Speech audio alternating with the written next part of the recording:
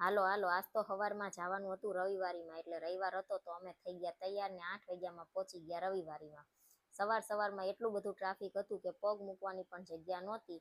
અને અહીંયા તો અમે પહોંચ્યા ત્યાં તો જૂના સોફા હતા, નવા સોફા હતા, પછી જૂની તિજોરીઓ હતી, નવી તિજોરીઓ હતી, જૂની સાયકલ હતી, નવી સાયકલ હતી, થોડા ઘણા વાસણ હતા, અને ઘર વપરાશ માટે આવી ડોલું જોતી હોય તો પણ હતી. અને ઇલેક્ટ્રિકનો સામાન જોતો હોય તો ત્યાં લેપટોપ, કોમ્પ્યુટર, ફોન એવું પણ બધું જૂનું મળતું હતું, અને ચાર્જર ને એવી બધી વસ્તુ પણ હતી. અને સ્કેટિંગ જોતા હોય તો 400 રૂપિયાની જોડી સ્કેટિંગ હતા.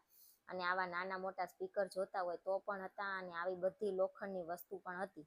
અમારે તો જીમનો સામાન જયદીપને લેવાનો હતો, પણ એમને થોડોક મોંઘો પડ્યો એટલે અમે ત્યાંથી ના લીધો અને પછી ઘરે આવવા માટે નીકળી ગયા.